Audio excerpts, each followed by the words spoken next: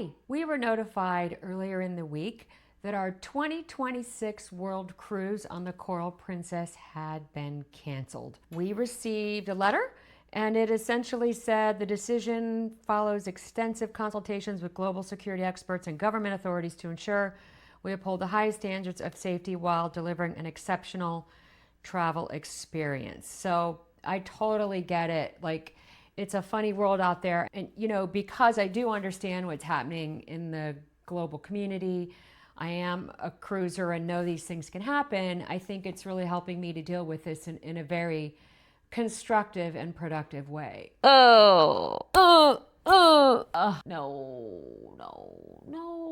I was so looking forward to it. Anyhow, we all know these things can happen. And I'm communicating this only because it's something that I haven't really seen talked about yet. It can be a real blow in your mind, even though it's pretty far out. It's January 2026. Looking forward to something and it gets canceled. But we all need to know this sort of thing can happen and be ready for it. So I'm curious what others who were booked on the cruise are going to do.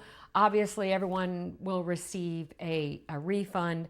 And the cruise, I believe, is turned into kind of a bunch of segments that are omitting the area of the world that's kind of in question. So I'm curious if anybody are going to use those segments or what. We're looking at it. Unfortunately, we cannot do the 2025 World Cruise or any part of it because we're already booked on a different one for some of that time and have some other commitments at home. For many people, World Cruises are a bucket list activity where you can go to many, many places at one time.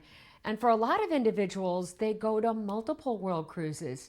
I met a lot of people on the segment of the World Cruise we were on earlier this year who make cruising a part of their life every year. They plan to be at home part of the time and then on ships part of the time. And I have to say the World Cruise is an amazing, amazing experience. It's not really like a normal cruise. I really think, at least from a Princess Cruises standpoint, they really amp up the experience. It's really amazing. And I can see why people would want to repeat it. And if they were to have changed the itinerary to omit the Middle East, it would have involved essentially creating the same itinerary they've had for a couple years, which is to go around the coast of Africa after Australia and then head up to Europe that way. And I understand why they didn't do that. So anyhow, now is the exciting time where we get to make other plans and see what we're going to do instead. So I just wanted to put this out there so that anybody booking World Cruises absolutely should still do it, but just know that this kind of thing can happen since it does have a world scope.